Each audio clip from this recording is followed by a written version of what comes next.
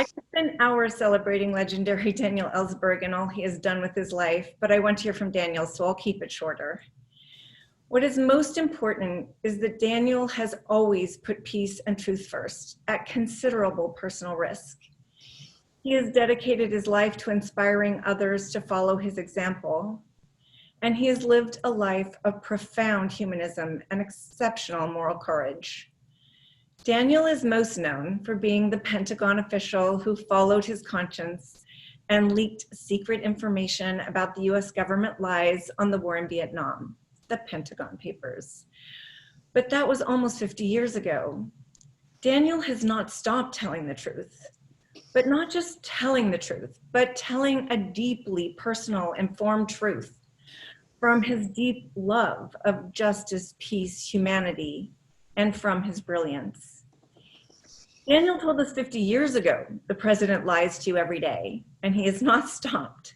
Not just telling us, but speaking out and raising up the truth and the truth tellers. He has spoken out against wars, stood up for whistleblowers like Catherine Gunn and Sibel Emmons and all of them, and he stood up for conscientious objector Camille Mejia. He joined us outside of Quantico prison for Bradley, now Chelsea Manning. He was early to criticize the arrest of Julian Assange, and this week gave profoundly powerful testimony against the US government in the case of Julian Assange, warning the world of what the results of this case could mean to all of us. The movie I was privileged to produce about his life, Most Dangerous Man in America, was pivotal inspiration for other whistleblowers and activists. When Daniel went to Russia to meet Ed Snowden, Ed grabbed his shoulders and said, "When I saw your film, I had the courage to do what I did." Daniel is also an awesome feminist with a deep reverence and celebration of the feminine that I believe is core to his choices. He is a giver. He's always a yes. I remember calling him and waking him in Mexico to alert him to Snowden, and in minutes, he was up and on the phone and to the media, making sure his powerful voice in support of him was everywhere, loud and clear. He knows how seriously he has to meet the imperialist regime. I know he gets tired. Oh my God, he's 89 years old, but he always shows up tireless. He even camped at Occupy in Berkeley. How many have turned from inside the power to shine a light on the violence of that power? It is few, and he has been shunned by everyone in his previous life. But right now, as we watch the US government and both parties push for a Cold War with China, his book, Doomsday Machine, Confessions of a Nuclear War Planner, is a must read. And his stand against the insanity of nuclear weapons is pivotal to the future of the world. Bravo to how he uses his voice against the insane notion of a nuclear first strike option. China is not our enemy.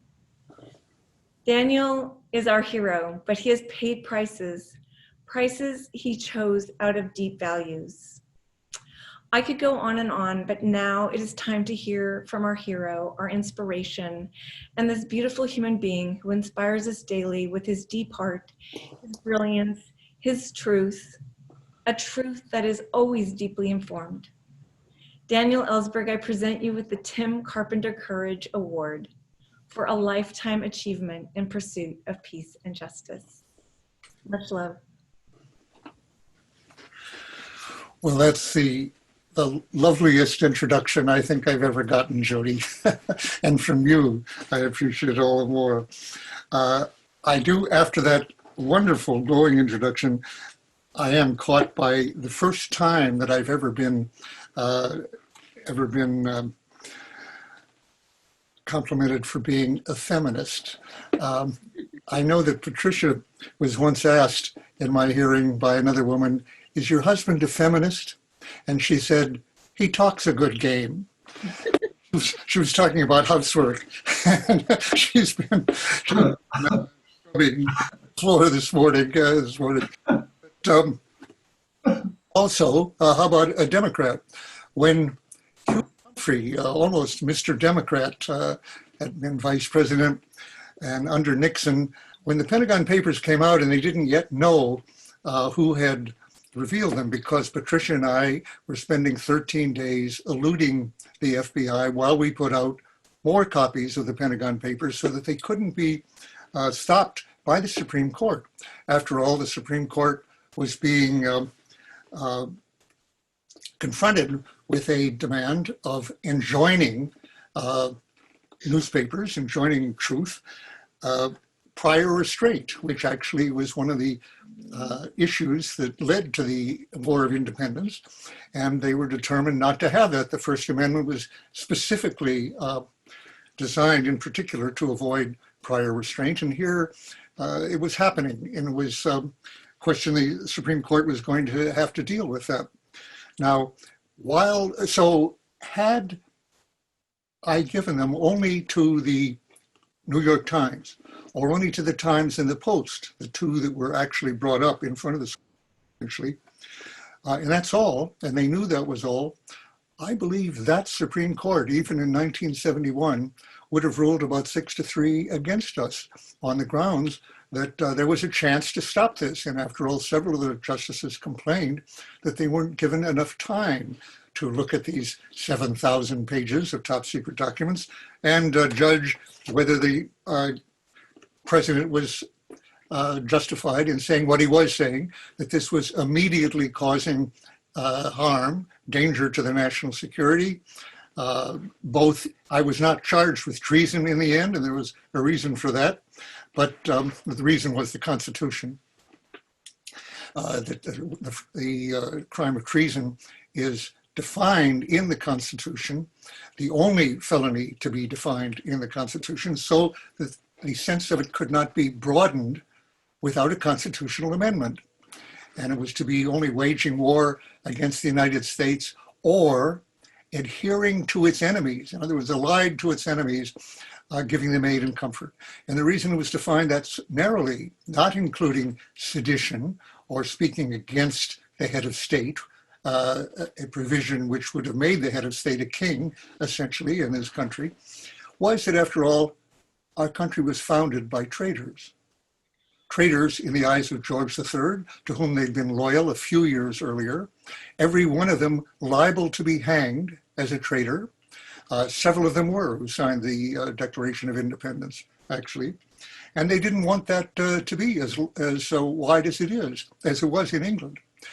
Interestingly, we live in times where the Attorney General, Barr, has just called for the need to apply a law of sedition, precisely what we fought. One of the major issues we fought, a war against the empire, the British Empire, to be independent of it. And he wants sedition to be as President Trump, in effect, defines it, people who give fake news about the president, who tell the truth about the president, or who decry in some way, some aspect of our history, and don't tell the wonderful, glowing history of a spotless nation that's exceptional in its goodness. And that would be sedition, I think, practically speaking, and that's what he wants to get back to. Anyway, there was an issue that was going to be coming to the Supreme Court, and had I, as I said, confined myself, and Patricia here working with me, putting these papers out, and a number of others, none of whom was willing to be named in 2002 or so, when my book Secrets came out, because at that time John Ashcroft, another Confederate Attorney General, essentially, like Sessions, you might say, was in office, and they didn't want to be imprisoned 40 or so years after the Pentagon Papers, so they wouldn't let me use their names in America anyway, and I had wanted to tell that story.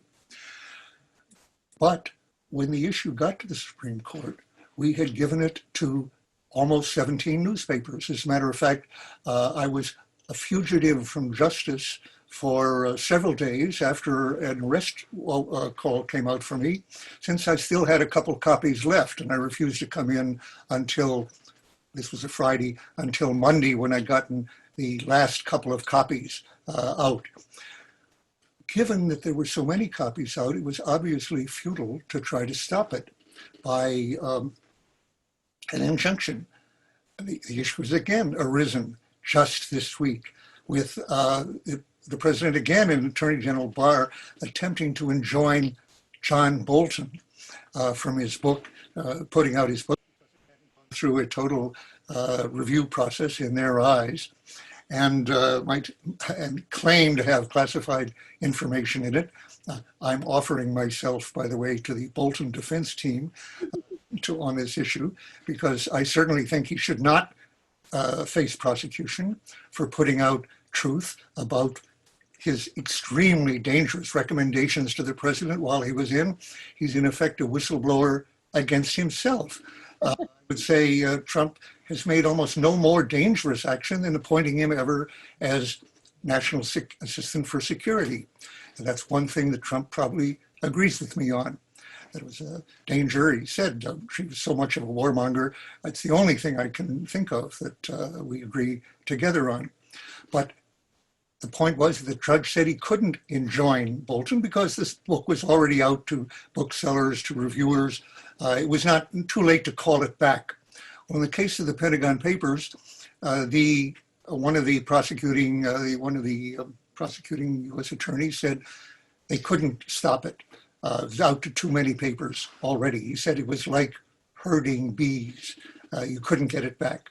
So thanks in particular to Patricia, who had urged me to get on with the problem of making more copies so we could be sure to get lots of them out if the feds moved against us in particular. That we did have enough copies to do that. But then 5 of the 9 judges mentioned, 4 in particular and 1 indirectly, criminal prosecution was appropriate in this case, not the injunction. It couldn't do that with prior restraint, but criminal prosecution of the Times and of the people who gave it to them. This is obiter dicta at this point, but they were in total ignorance of the history of the Espionage Act and of secrecy in this country. I don't think that one of those judges was aware, any more than I was aware at the time, there had never been such a prosecution of a source for giving information to the American public. In fact, going back in our history, the only other American before me who was prosecuted and hanged actually for giving information to Americans was Nathan Hale, Washington's spy against the British. And as I said, he was hanged, as Washington himself could have been if they'd gotten him. So putting out a number of copies, as Julian Assange did to many newspapers, competing against each other and making sure that the word got out, had been effective. But indeed, when the Supreme Court reached its ruling, it did not protect prosecution. On the contrary, I was indicted almost immediately. And as I said, when that order came out, I didn't immediately obey it. Now, in the course of that, before they had identified me as the source, Hubert Humphrey, former Democratic vice president, had been in touch with the White House, as it seems he often was during the Nixon administration. That was news to me. And they asked him who he thought it might be who had revealed this. And he said, no good Democrat could have put out these papers. Now, the reason for that was, of course, that they did, in fact, indict the Democrats very seriously, so much so that Nixon's and Kissinger's first reaction was, as Kissinger put it, these actually do us a little good. They show that it was a Democrats' war. It puts the responsibility. The accent. That was true. And Nixon recognized that. Nevertheless, did recognize that it cut against presidential authority altogether, as was said to him by Haldeman, quoting Don Rumsfeld, that very smart guy, as we saw later. But he said something very wise. I don't have it right in front of me, but it was to the effect, this says that the president, the government, the president who has been regarded as infallible, which I hadn't realized exactly, I didn't know he had that people characteristic here, but he said is not infallible, that he does things that are wrong and people will obey him. and he can get it done. This is a little paraphrase. He will do things wrong and he will get them done because people will go along with him. It's a slight paraphrase, showing that he did know, actually, the real moral of the Pentagon Papers. And it made me wonder sometimes, how did a guy that smart screw up so spectacularly into the victimization of millions of people in the Middle East, start a process which we now learn has led to 37 million refugees in the Middle East. And frankly, I said, how could a man who understood the message of the Pentagon Papers have done that? And I think what he drew from it was, the president can get away with this. Yes, he can lie, he can deceive. That was in his statement that Haldeman quoted.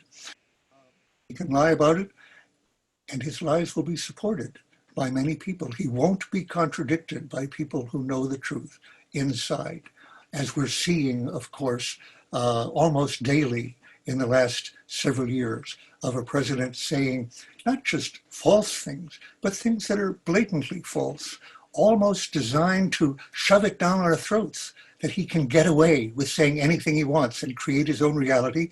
And he's backed up by people otherwise decent, good family men who have careers of some credibility, who keep their mouths shut and do what he wants, basically.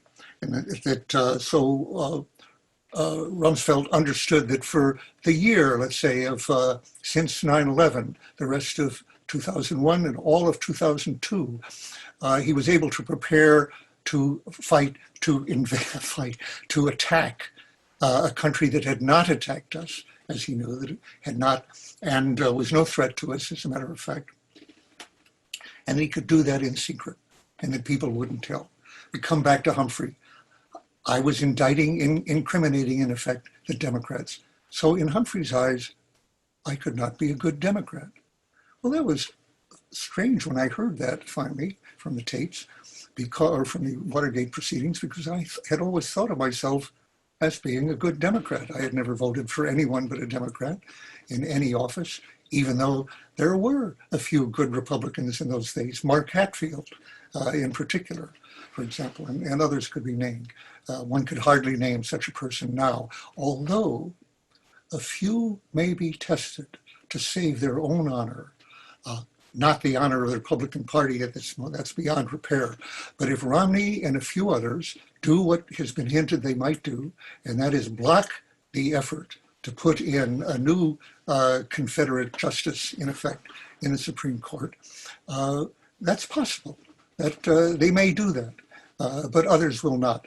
So as Ro Khanna said, what are we facing now as of just the other night with Ruth Bader Ginsburg's death, tragic death? We're facing the immediate prospect within months here of converting a swing, not entirely irretrievable Supreme Court, given that Roberts has been a swing vote to some extent, and thus you have sort of a 4-4 with Roberts often making 4-4 on the wrong side and once in a while on the right side, into a majority, a permanent majority while they live, of justices who believe as originalists. They believe in the original Constitution before there were any amendments, in a Constitution without the Bill of Rights, without the First Amendment, with the Second Amendment, perhaps, but not with any, say, up through the 15, or the women's vote eventually, not with the citizenship criteria. Wasn't that the 13th Amendment, and the 14th and 15th of civil rights for African Americans and citizenship. Obviously, this very administration has openly said they would like to take away the very right of birthrights citizenship that was not in the original Constitution. It was in an amendment. So that's what we're facing now. And now get to the question of what it means either to be a real Democrat or a progressive. Because I can say that if it weren't for the existence of the progressive Democrats of America, in particular their representatives in Congress, but also the ones who put them there outside Congress and work on that, I would be hard put to recognize myself as a Democrat today. Indeed, there was a point, I can say, under George W. Bush, when it so happens, when the failure to impeach Bush for his obviously impeachable unconstitutional actions, and rambling here a little bit, but let me just mention, we act as though Trump is somebody absolutely unrecognizable from the past and unprecedented in many ways. And to be sure, he is an open buffoon of a kind that has rarely been elected. But I'll tell you the truth from the tapes of Nixon. He just says in public what Nixon was saying in private. Pretty much on the tapes. When it comes to Nixon's anti-Semitism, anti-blacks, I could give many examples. But the fact is that Nixon wasn't really distinguishable. How about womanizing? Let's not even go into that. He's just more open about it. They were more private. Is he absolutely, in every respect, the very worst we've had? Look, this is heresy to bring out, I believe, for a Democrat. Let me point out, he has not done remotely what George W. Bush did in attacking Iraq with Rumsfeld and Cheney. And I believe, indeed, that Trump is a domestic enemy of the Constitution, as is William Barr, but so is Cheney, in the sense of the oath that we take to oppose domestic, to support and defend the Constitution against enemies, foreign and domestic. Surely Richard Cheney as vice president was that. And I just learned the other day a little piece of history, which is quite striking, and how things come back. He is now thinking, Trump is openly talking, and Barr is openly talking, about using the Insurrection Act against the kinds of demonstrations that we're seeing right now against police violence and other matters. And with that would mean that he could overturn the Posse Comitatus Act on this exception of a state of emergency and the Insurrection Act, which would allow him to use military in the next few months directly in American cities against demonstrations and whatnot. And demonstrations, what he calls rioting, protests of any kind.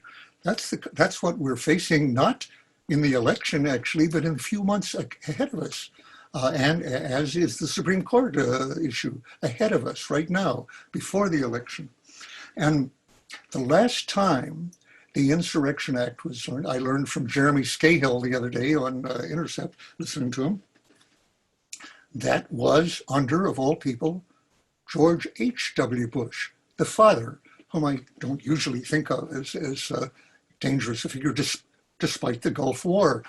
But George H.W. Bush used the Insurrection Act when? After the acquittal of the 4 policemen who had beaten Rodney King on television. By the way, a video that had the exact effect of the beating of George Floyd just now. The vivid, concrete example of inhumane behavior here, police violence, as in George Floyd, when he was beaten up. I used to say, I remember during that event, we were seeing more violence on our screens as we looked at the response to Rodney King, or as we looked at the beating of Rodney King, than we saw in the Gulf War. Because of the embedding and the censorship that was involved in, they managed to censor the kind of visual picture that we saw people at home saw during Vietnam, with much better things. So here was Rodney King, who had evoked all this, and they invoked the Insurrection Act against the demonstrations that were exactly like the George Floyd demonstrations. And who was the Attorney General? This is what I learned from Scahill. William Barr. Who was the Attorney General who actually invoked the Insurrection Act? No one here I'm speaking to knows the answer to that. I'm sure any more than I did. It was under George H.W. Bush. Bill Barr. William Barr. Bill Barr, yeah. You saying you did know that? Okay. Well, maybe you heard Jeremy too, or somebody else. But he's back. Barr is back. He's like the Terminator. So we're facing this right now. I'm sure that nobody I'm speaking to, certainly in this immediate panel, and probably in the progressive Democrats of America, is guilty of the following judgment. but we know people who are. And that is people who regard themselves as progressives and are progressives by other criterion, who feel so disillusioned and so bitter and resentful of Bernie Sanders having been turned down again this time or failed to get the nomination, and of the Democratic Party generally, and can point truthfully to the fact that they have cooperated on the military budget all along, except with a few exceptions like Bernie Sanders or Barbara Lee. But generally vote for the appropriations, just like the Republicans, if not more. And they look at the other, the support for the wars, they look at, we could go through the whole list. And so they say, I'm sure each of us here listening in knows somebody, well, not everyone, knows somebody who says, I can't vote for Biden. I can't vote for Biden. And so they either will not vote or they will vote, and I'll give the name that must not be said, they will vote for the Greens as a protest vote, not because they're necessarily determined third-party people, whom I regard as not to be reasoned with, a kind of cult, I'm sorry to say, like the Trump supporters, but people who as a protest vote will vote for the Greens or will not vote at all. Now, Trump actually said something I believe accurate, truthful the other day, proving, supporting an Ellsberg axiom, you can't count on anyone to be wrong on everything all the time. I used to think that Lindsey Graham was perhaps an exception to that. But in this case, Trump said it was the people who voted for Obama but did not vote for Hillary Clinton that led to my election. That's a pretty interesting, strong, realistic statement, I believe. And he went on to say, he also added, to detract from that, he said it was the blacks. I think that they voted for Obama, but they secretly liked me, he thinks. Well, that's Trumpism, grandiosity, weirdness. Oh, that's not the reason. But he did say that the people who voted for Obama, who did not vote for Hillary Clinton, it was almost as good as voting for me. And that's absolutely right. On that point, he is right. And there are a lot of such people. Now, not enough to turn the national vote. But as we all know, the national vote doesn't determine who gets to be president. In the swing states, that minority of progressives, sorry to say, people who regard themselves as progressives, can swing this election as I believe, speaking for myself now here, I believe they did, among other things, in 2016. In Michigan, Wisconsin, and Pennsylvania, the vote for Jill Stein was larger than the margin of victory for Trump. And of course, she would say, well, a lot of those people who voted for me would not have voted at all. That's unfortunately true, but I'm sure that her efforts to say, don't vote for Hillary Clinton, I don't want to say vote for me or don't vote for Hillary Clinton, affected more people than did vote for her directly. And the people who kept the top line safe, vacant. So I end by saying that I think it's incumbent upon us, even though a lot of these people are friends, some of them people I'm talking about are close friends of mine, being tested by this particular issue. Our friendship, in my mind, is tested. And it's hard to come right out to them and say, you're mistaken, this is a wrong path to do. But we are facing not only a virtually transcendent issue of the Supreme Court right now, the possibility that for decades, for a generation, the court will be a reactionary influence, as it has been in the past at various times. That's up to us and can hang on the activities of these fellow progressives who can't bring themselves to vote for Biden. And we have to counteract them by bringing people who are tempted to do that, bring them in specifically in the swing states above all, as Norman Solomon has been leading a movement on this, of which I'm part, of the Vote Trump Out actions.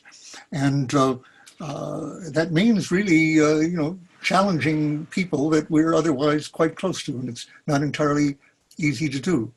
But it's not only the Supreme Court, only. We have, of course, the race issue. We have these things. But above all, we have the climate issue, which affects not the next generation, but the next 100 generations and more. Another 4 years of Trump will, I think, have effects from his maximization of fossil fuel emissions. Maximization.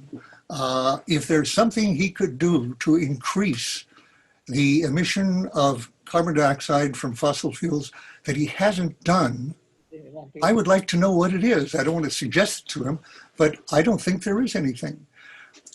He has to be removed from office. That can only be done by voting for Biden, by getting out there and voting for Biden. And this is an issue of, we haven't faced anything more urgent than that in my lifetime. I started by saying a little earlier, there was a period under George W. Bush when he was instructed by God to go into Iraq. As he said, I used to say he should get a second opinion when he, it's like that. But I did say that when the Democrats were going along so much with his budgets, his defense, so-called defense budgets, military budgets, his arms budgets, that I said, you know, when a Jew like myself is against Likud and Netanyahu, we're bound to be called a self-hating Jew. Yeah. I don't pay any attention to that because that's ridiculous. But if somebody called me a self-hating Democrat, I would find that harder to refute.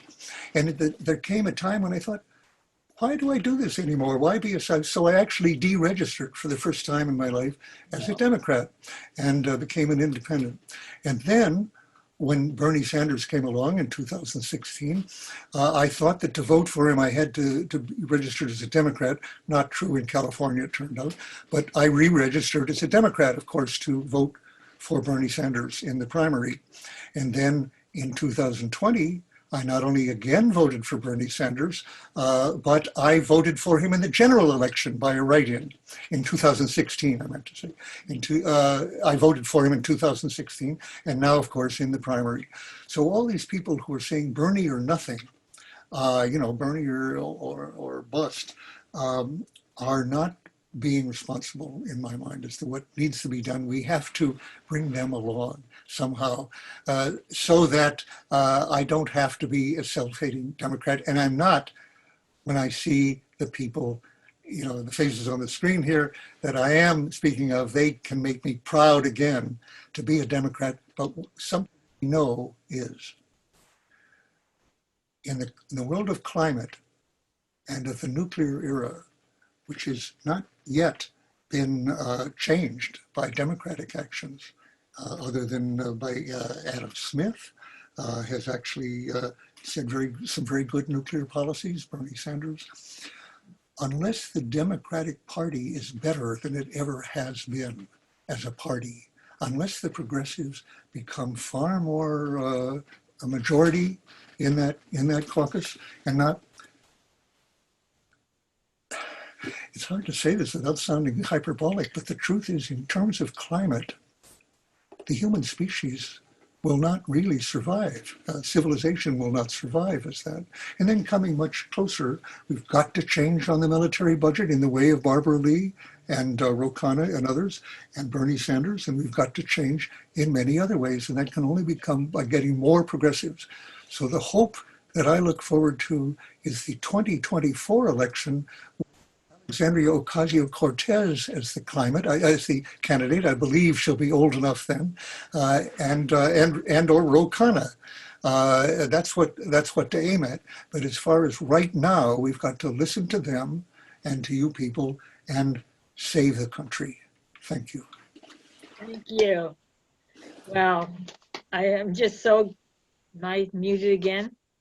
Can anybody hear me? No? I can hear you. Can you hear me?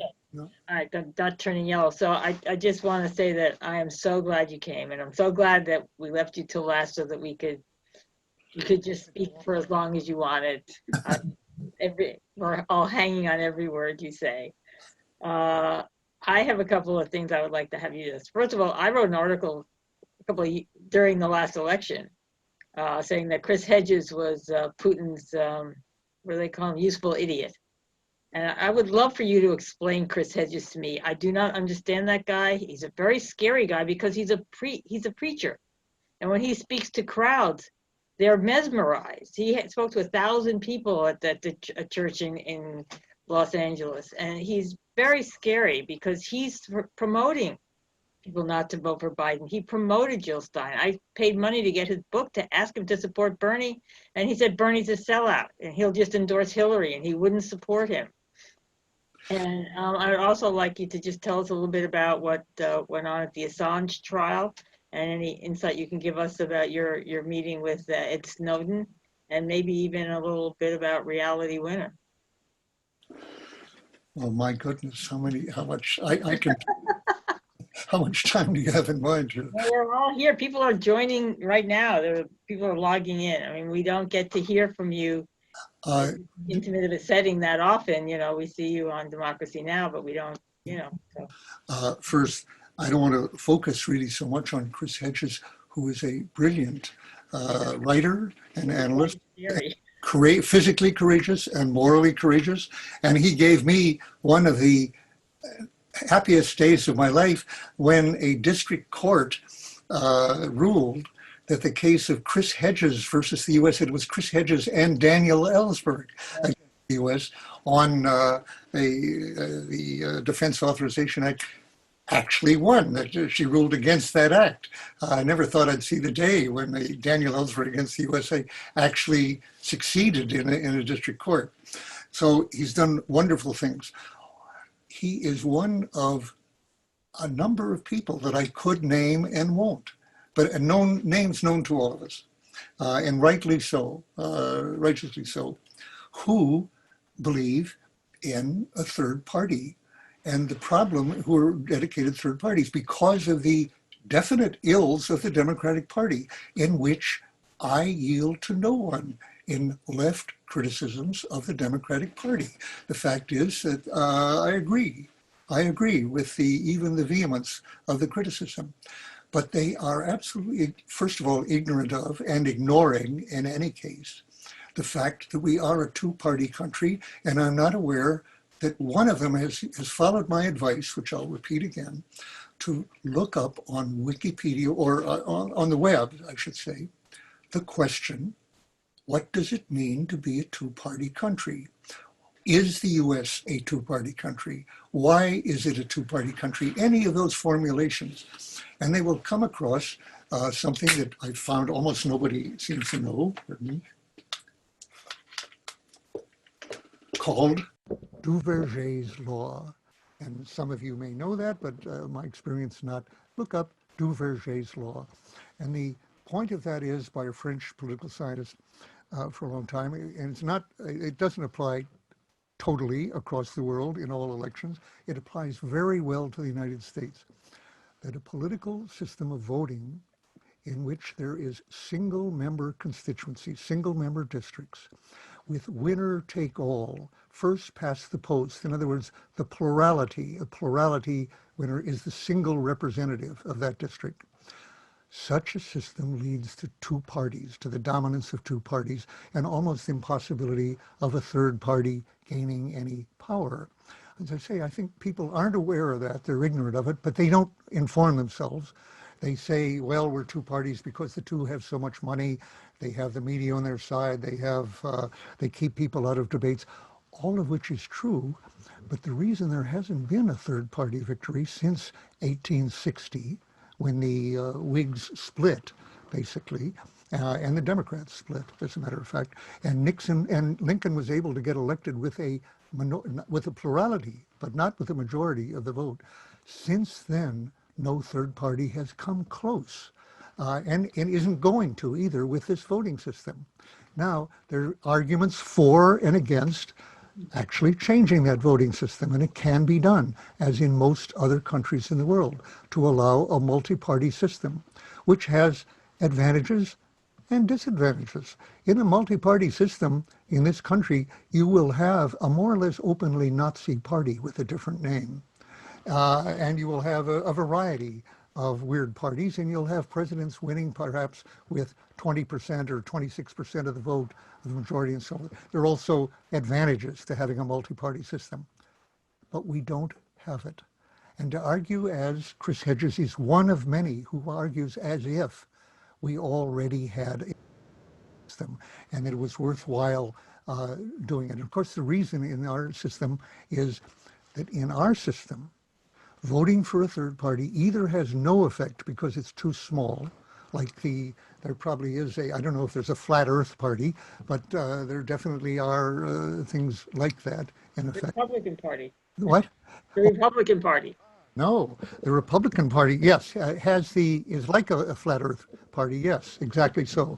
But, and let me get to that in one second. How do these people manage to maintain this? And I've said already, because I don't think they know what the obstacles are. What has to change if we're going to have a third party? What has to change is the voting system. And it isn't just the Electoral College, or even mainly the Electoral College, which is not very fast to change either, although obviously it should.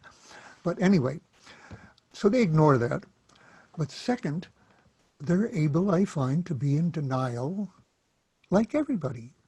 Every human is capable of that. And what we're seeing the last 3 years is a really unusual example of an earlier party of people who, the Republican Party, who had people in it like Mark Hatfield or Jacob Javits or a few others. Javits was no wonder, but he was not bad. Who now to a party that is a cult, a very clear cult, in denial. And we can see them denying climate at a time when California is on fire. And of course, Trump doesn't care about that because it's a blue state. Let them go, as they used to say, let it drift off into the ocean by an earthquake, people like Trump used to say. And others would say that. But the fact is that they just are able to ignore the realities, as Trump, in this quite unusual way, ignoring the pandemic so long. I think none of the 30 or so Democratic candidates,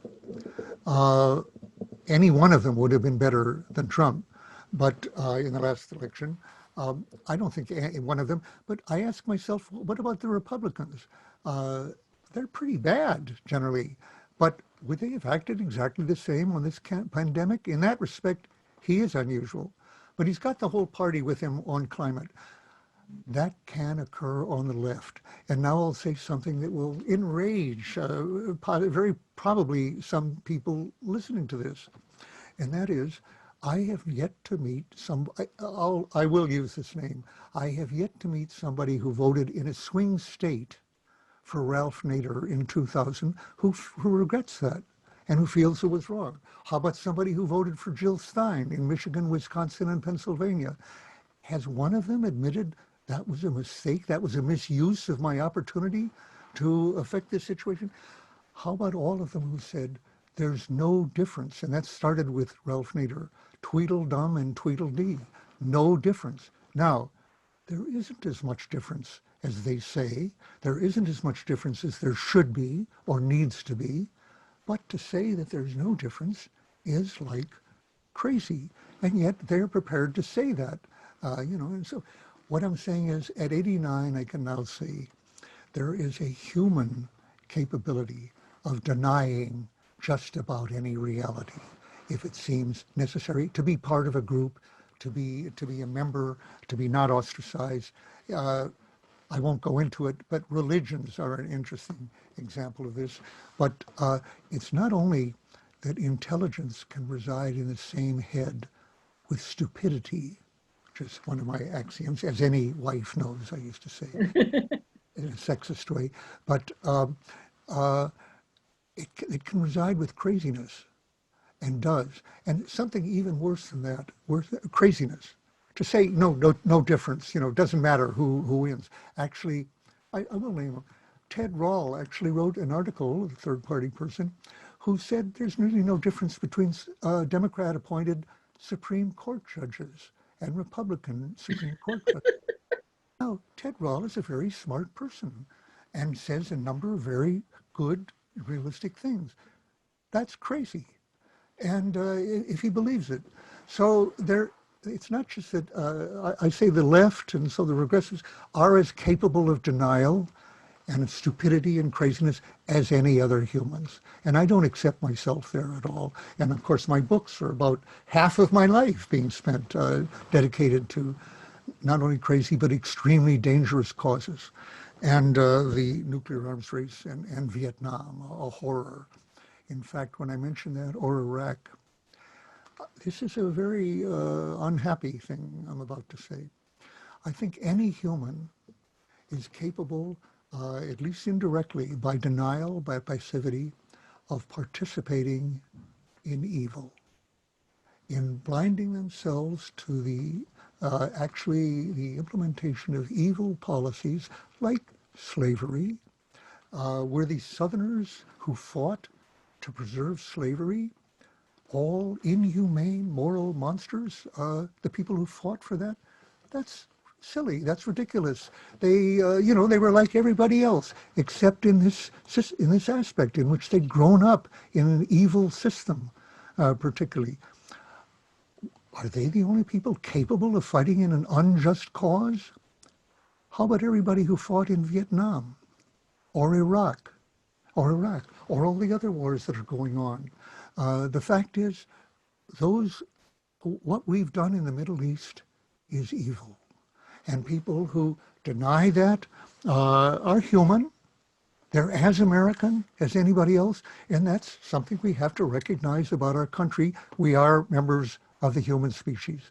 And in hierarchical, patriarchal structures that are racist, sexist, militarist, imperialist, we're like other people who are in those systems. And we go along with it, generally.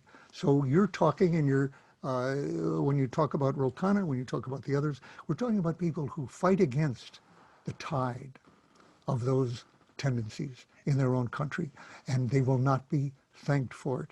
It was Ulysses S. Grant who said that the Mexican War, which he fought in, was as shameless, the most shameful act of his life was to participate in that war as a lieutenant.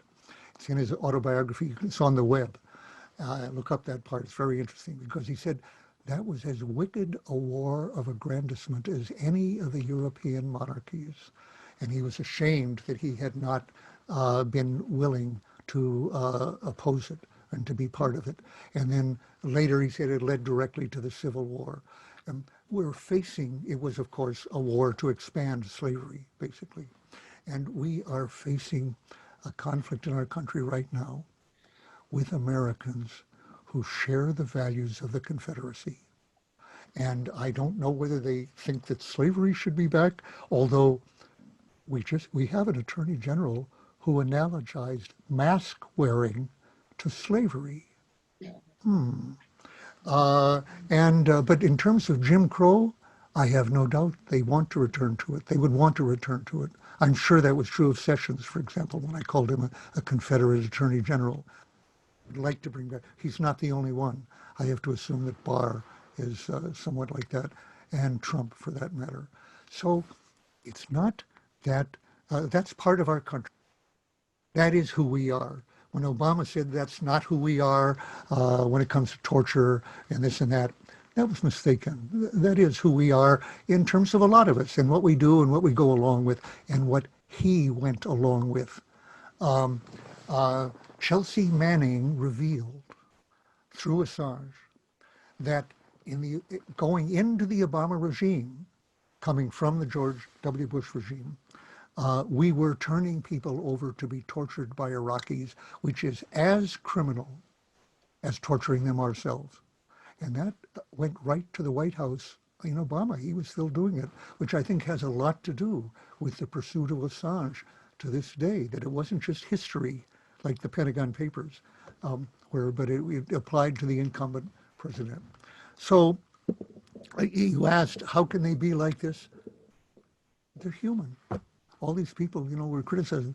And that doesn't mean we have to accept that they're unchangeable, because to be human is to be changeable, to be capable of recognizing realities and recognizing we were wrong, however infrequently that occurs. But it is a possibility. And another of our potentials, and aside from this participating in evil, another of our potentials is to recognize that we've been wrong and to change. And that is necessary in the Democratic Party as much as it is in the Republican Party. And what people I'm talking to are the advocates of change in the right direction. Thank you. You know, that's what we're all here fighting to change the Democratic Party. We were saying that it's just a fiend job. You roll the rock up the hill, and you think you've almost got it to the top, and then you fall back and you have to start again. But little by little, you do make a difference. But it may not be fast enough to save the human race. I mean, One, I think when you say these people who are called for a third party, progressive third party, and by the way, in our system, I'm not against third parties. I'm very much for third parties on the right. A third party on the right, like a Patrick Buchanan or something like that, gives us the chance to win with a Bernie Sanders in an AOC, definitely. But on the left, they say they ignore the alternative of working within the Democratic Party to better it, to taking it over. The fact is that young Republicans, starting in '64, with the debacle of Goldwater, who won only a few states in the Deep South in the election, they went in and they took over the Republican Party, not just the young, and they had money. But we have money on our side. It is possible to do that. The Republican Party is different from what it was in, let's say, 1960. Did I say 18? 1960. And they were destroyed in 1964. 18 brings me back to the slavery issue. But the 1964 slavery issue, or civil rights, they went on and they had Reagan in 1980, 16 years later. Now, people say, well, that's too long. We can't wait. We're impatient. You keep telling us to be patient here. We want a third party right now. And they act as if it's easier to transform the country, basically, and to get a third party, which they're just wrong about, than to take over the Democratic Party. And they act as if they want to transform the country, absolutely realistic and rightful goal, but they can't take over the Democratic Party. I think it was Norman Solomon who made that point to me, that contrast. You know, it's ridiculous. So the fact of Ro Khanna and AOC and the Squad and the others, Trump wants to make them represent the Democratic Party. Well, another thing that I agree with Trump on, I want them to represent the Democratic Party. I want them to be at the forefront of the Democratic Party, absolutely. And of course, to educate the society to recognize that that's what the world needs. So, all right, so happy to hear from you. Oh my God. So I know somebody else has a question, but I'm going to take my privilege and ask you again to please talk to us about the other whistleblowers, Assange and Snowden and Reality Winner. Okay. There was something about, okay. On Assange, of course, I've been talking a lot lately because I testified to his extradition trial the other day. I think a point to be made there is that. Can you speak a little louder, or did something get pulled out or something? No? Okay. For this audience in particular, probably, there are a lot of people who abhor Julian Assange, not just personally, but for what he did in 2016. And I'm not going to go into that, but in detail, keeping in mind that that is not what he is on trial for. The issues of this trial are entirely the charges made against him for 2010, where I backed him very thoroughly. I introduced him in London to the press when he was presenting the Iraq war logs, and I supported the release of those Iraq war logs, which are a major part of his charges right now. And to say what the issues are.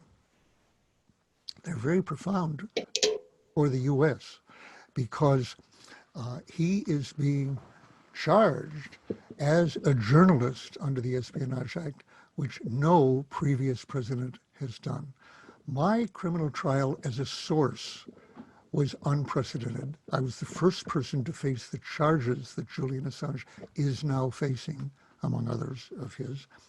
And my trial criminal trial was as unprecedented as the civil case of injunction against the Times and the newspapers that went to the Supreme Court. People think of that as being the Pentagon Papers case. Well, there were actually two Pentagon Papers cases, and mine was the criminal one, where I faced 12 felony charges for a possible 115 years. Now, there's been some inflation there. Julian is facing 18 charges with a possible 175 years. But it comes to much the same thing here. So the difference is that although President Obama pursued 9 such courses, 3 times as many as the 3 that had been brought before against whistleblowers, mine was the first. And the reason there were so few was that it's very questionably violates the First Amendment to bring that the Espionage Act, to use that as an official secrets act. Obama then, however, tripled the number of cases. Trump in 3 years has already done more cases than Obama in 8 years. But he has gone beyond that now to a journalist, which no president has done because it is so blatantly violative of the First Amendment. Actually, if a journalist can be convicted for doing what Julian Assange is charged with doing and did do in the way of putting out classified information, then, and convicted, and if that's upheld by the current Supreme Court, if it does address that or refuses to overturn the conviction, we won't have a First Amendment, a free press with respect to military defense budget, interventions, preparations for nuclear war. There will be no First Amendment. That changes our form of government. The British prosecutors are arguing that he can be extradited, despite the fact that you can't extradite for a political offense. And they're arguing this is not a political offense. It's political in the most fundamental sense. What kind of country is this to be, with a free press, freedom of speech, freedom of religion, or not? And that's what's at stake here. And I would say that you can call the mainstream media, most of them, have ignored this. They have been in a state of denial for 49 years, during which I've been telling them the wording of the Espionage Act applies to you. But in extenuation of their passivity here, they refuse to look into the secrecy system, into the possible use of it to destroy freedom of the press, on the grounds that it hasn't yet been used. The government has not yet turned it directly on them. It's been a weapon that's right there, been able to point to them right away. The wording does apply to journalists and to, just as in the British Official Secrets Act, but it hasn't been used for that because they thought it would be overturned by the Supreme Court as unconstitutional. Well, on the one hand, we can't be sure that this court will notice that it's unconstitutional, actually, or care. But above all, we have a president who just wants to intimidate journalists to the point of this unprecedented threat of actually putting them in prison, which has not been done right now. Again, other journalists are being so blind as to say, oh, it doesn't threaten us because he's not a journalist. That's absurd. Obviously, what he's been doing is the function of journalism, informing the public by making public information that they need to know in a large extent, or don't need, that's of interest to them. So it's very blind. It's a state of denial by the mainstream media, by journalists in general, not to realize of their stake in this. And it's not only American journalists. If Julian Assange, an Australian and now Ecuadorian citizen, can be extradited, in effect kidnapped with British complicity, to face these charges in America, then no investigative journalist in the world is safe from life imprisonment in the United States. And does that matter? In many cases, they don't have a free press at all. But the possibility of a free press, the possibility of democracy is denied by this. And so there are world implications on there, as Chelsea Manning recognized right from the beginning, that she wanted to put out to show how the first world treats the third world, the exploitation, the oppression, etc. And so she wasn't just concerned about her own country, the US. And so this is of greatest importance. Now, one reason for many journalists standing back from this, and many progressives standing back, understandably, is that they hate Julian Assange for having released this. And here's where I join the criticism. For having timed his releases in such a way that clearly hurt the person who he felt had put him in one room for 8 years, Hillary Clinton. And I think in my opinion, his judgment, I haven't said this publicly, but I'll say it right now. I don't want to say anything while he's in the circumstances he is right now that would in any way jeopardize his fight against extradition. But to explain the case to progressives, I believe that his judgment was affected by being in one room for over 7 years, and now for over a year and a half in isolation in a terrorist prison.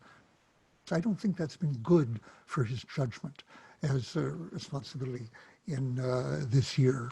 And I don't agree with it, but by the same token, I don't judge a person who's been in that position. These other people who say there's no difference between Trump and Hillary, and it's all right to risk getting Trump in order to protest Biden, people like that, they don't have the excuse of having been put in a cell in isolation for years.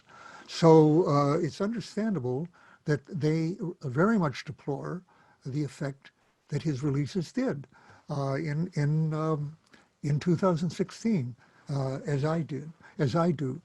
But that should not have, it shouldn't, it's very human for them to be influenced by that, just as it was human for Julian Assange to be very angry at Hillary Clinton.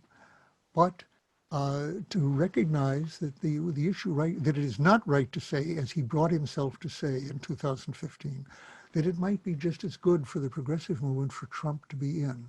That's what people are thinking right now, I think, and they couldn't be more wrong.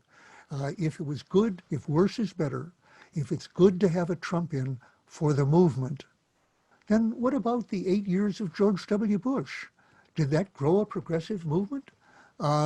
Did Nader ignite a progressive movement in 2000 by campaigning in Florida, which I personally urged him not to do in Florida? No, but who recognizes that? So the upshot is, I often say to people, Julian Assange is not a perfect person, unlike you and me. Truth. And that has no bearing on this case. No, I say that I've been infuriated at Ralph Nader since the Gore election. No one can dissuade me from blaming him. Alan Minsky has a question. Well, I want to just say thank you so much, Daniel Ellsberg. This has been absolutely a pleasure to hear you talk, and everything you said, and then in the volleys early on about the kind of complicity that we all can find ourselves in is so very true. And, you know, in the United States of America, where we do have a democracy, one that is really very difficult to put forward the kind of ideas that we all support in Progressive Democrats of America, and many of the ideas you outlined. I don't know how many people remember, but back in the late 1990s, I think it might have been the year 2000, Amnesty International declared the US prison system to basically be tantamount to a crime against humanity. And it didn't go anywhere in the press. Like C-SPAN did something on it, and nobody would cover it. It was almost like a complete mass media blackout of what is a reality. I mean, how long can we be caging, you know, hundreds of thousands of people, as we do in the United States, completely organized socially along primarily race, but also class lines. Okay. And the very things that you know I did as a white guy and an upper middle class kid, other kids across town from where I grew up were getting imprisoned. And you know, this is such a complex society, but I just want to thank you for bringing that kind of insight even into this conversation, because it really is so important that we have a politics that reflects the full breadth of our humanity. And so I just want to thank you for giving the presentation you gave tonight. And it's just, I'm the executive director of Progressive Democrats of America, so I've inherited the role that Tim Carpenter had and that Donna Smith had. And I just feel so privileged that you received this award today, and it's just an honor to be with you today. Thank you. Thank you.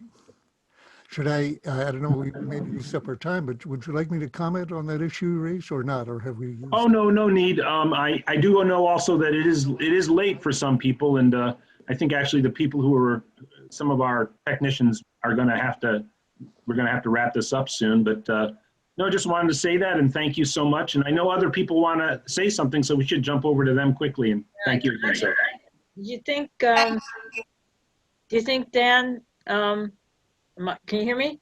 Yes. Do you think that maybe we could get you another time and just do a program just with you? Because this has been so incredible, and I know it's, you know, it is getting late, but I would love to spend an hour or two with you. I think we all just want to just hear what you have to say and listen to your wisdom and listen to your insights, because we're going through a lot, and you've been through a lot, but we need our people like you to help us get through this. It's been really tough, and I'm not a kid myself. I'm pretty old, but I'm still I don't know. We need to hear from people like you. Sadly, we lost Lila. She had stuff to tell us too, but we still have you, and we need to hear from you again. So maybe I can be in contact with you, and we can do a call with you. Sure. Yeah, I have to say that I'm reading a book called Cast. Yes, I have that too. I haven't read it fully. And it's pretty horrifying, but the story that stuck out to me, that struck me, was that when Martin Luther King went to India, and he went to see the Dalits, who are the untouchables, he was introduced to them as an American untouchable. And that's the sad state of affairs, that besides being you know, an outgrowth of the slave patrols, they are also there to enforce the caste system, the police. And they do it very effectively, so that, as Alan said, the Brahmins get to smoke pot in the street, and the untouchables are arrested and put in jail for life for having a joint in their pocket. You know, yes, that story starts the book Cast, as you know, which I've been reading. And he was shocked to be called an untouchable, exactly, except that, again, I was learning recently that he had said he had never been so scared in his life, for his life, as in Chicago, when he was confronted by white ethnics who were furious at him for the idea of desegregating, of bringing African Americans into their housing areas, and that's hatred in this country, in Chicago, where I was born, by the way, was the most vivid that he'd ever encountered, even in the South. And we're learned more about my country, not good news about the nature of this country since Charlottesville in the last 3 years than ever before, since in my earlier 85 years, about how widespread, very deep, virulent strains of racism have been very important in our country. And really what the predecessor was just saying, earlier speaker, about isolation and the criminal system in this country. Why we were so ignorant of it and not paying attention, not being told and not wanting to hear, was that after all, it was largely blacks who were experiencing this. And I think that nothing brought that experience more into the consciousness of a lot of people than Chelsea Manning, then Bradley Manning, a white person who was being held in solitary at Quantico, my old base when I was a Marine, in basic school. And there I was getting arrested at Quantico, and in fact with Jody Evans, if I'm not mistaken. Yeah, right. Having earlier demonstrated in front of the White House, but we were getting arrested in front of my old base, as I say, to protest isolation of Chelsea Manning. And that made people realize, in solitary, that made people realize, a lot of people, that this was torture, and that it was extremely widespread, and that people have been held in places like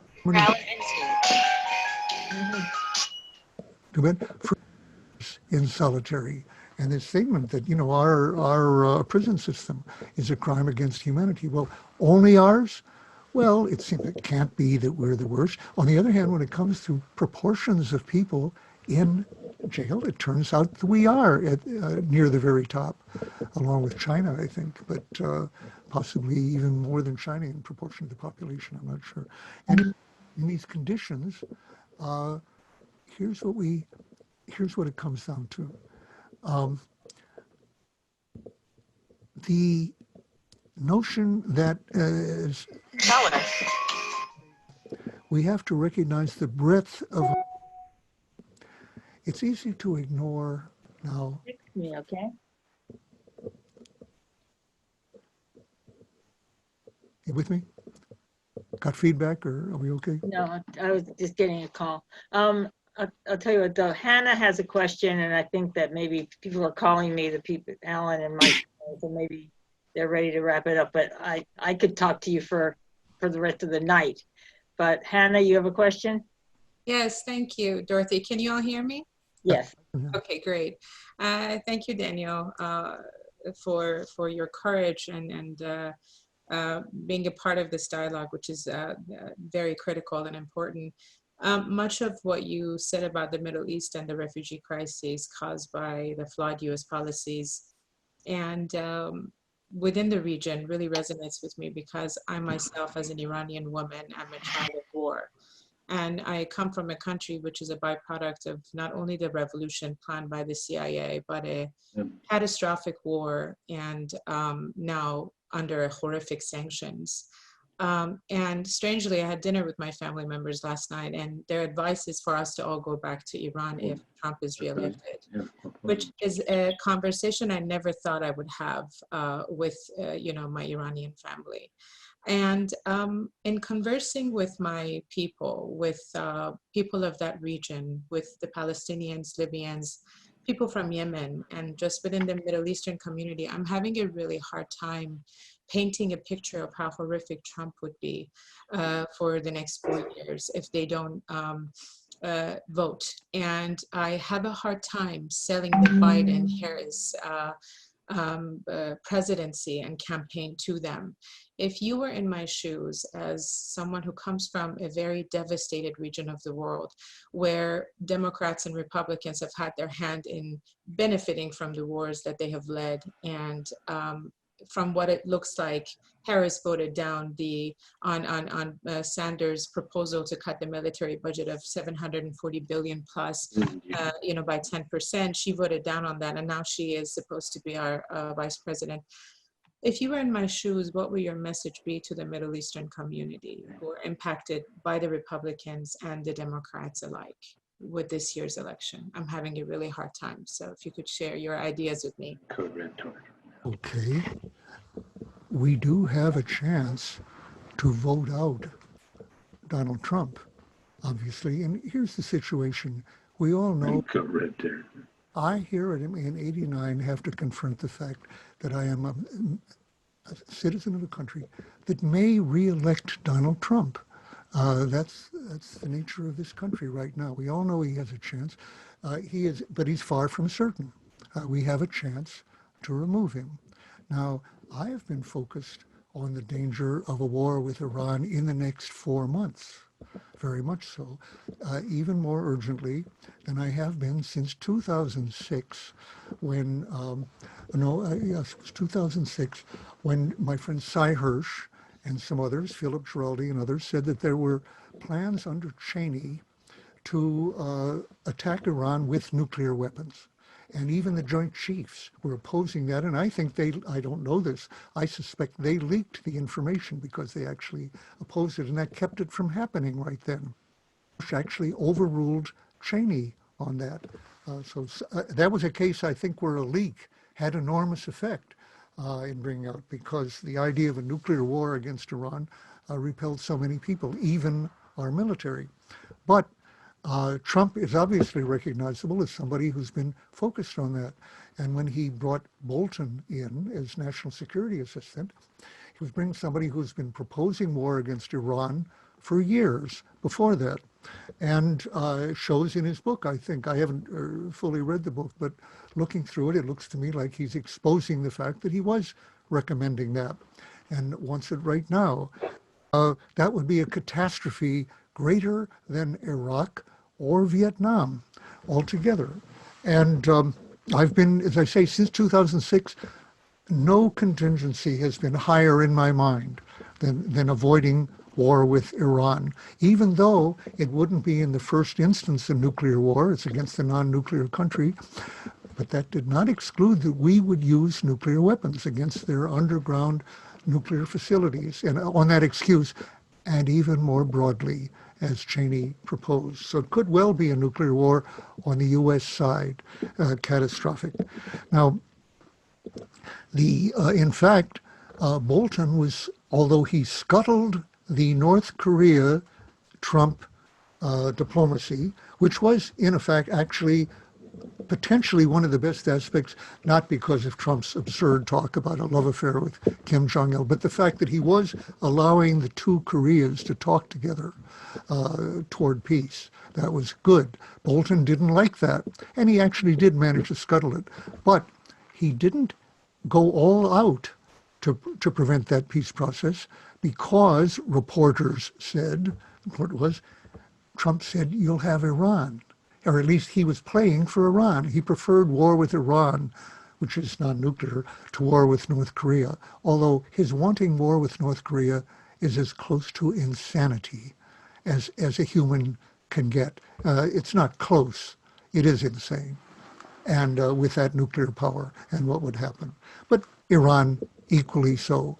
Now, what you've just reminded me of, I have to say, is it's not just a problem of his getting reelected by having a war.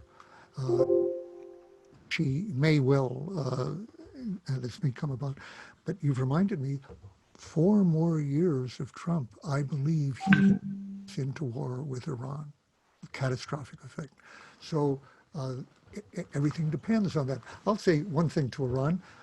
Don't remotely do anything that can openly seem to justify or provoke such an Iraq. This is not the time for patrol boat provocations of various kinds. I would say lay back on that, however righteous they may feel they are in this. You're provoking a mad dog here eventually, in effect. And I use that as a not as an epithet, but as an adequate metaphor, I think. And so that would be one piece of advice. But also, in my opinion, this is, I'm not an expert on this, doing as much as possible is to keep open Biden's ability to restore the Iran Accord, which was one of the very best things that Obama did. I didn't have, as a matter of fact, I'll tell you this, I didn't have great expectations for Obama in 2008 or later, once I saw that what he was going to do on surveillance, that he wasn't really going to roll back surveillance particularly, and I didn't expect much from him. I did hope that he was less likely than his opponents to get us into war with Iran, and that was gratified. He actually moved toward a very good accord on Iran. And there's no question at all, Trump could not be more explicit. He's not only renounced that accord, but is clearly aching war. And the attack, the murder of Soleimanov was just, I did not believe that we'd get out of that without a war. And I think it was extreme restraint on the Iranian side that they did. They were restrained, and I say more of that. That's the way to act with this guy. But he won't be restrained in 4 more years. So he has to go out. And the what more can I say? My heart is with the Iranian people on this. I've never been there. Norman Salmon has actually several times invited me. At my age, the travel that's involved, I wasn't eager to do it, to go to Iran. But and I probably won't have the opportunity. But have did to these other countries, very much so. I do not want that to happen to Iran. And just as in Vietnam, I wasn't concerned only about the Americans who were killed in Iran, though I was concerned, very concerned. But I was concerned about the Vietnamese who were dying on both sides as a result of our policy. In a war against Iran, not just the Iranian civilians, though they would be killed at 10 to 1 of any of ours or more, but anybody. We have no right to kill any Iranians at all. And every Iranian, like every American who died in that war, would be a victim of American policy.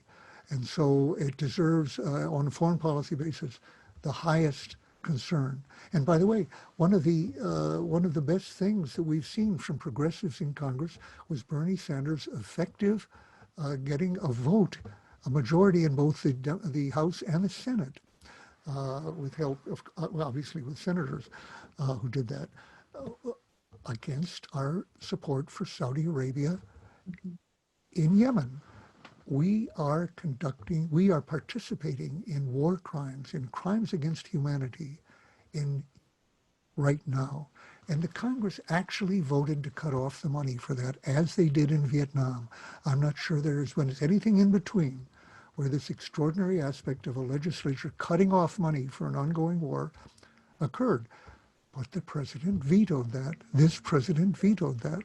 Again, I feel pretty confident that Biden would not that his imperialism is very good, on the contrary, but that is an atrocity that even Congress was able to go against.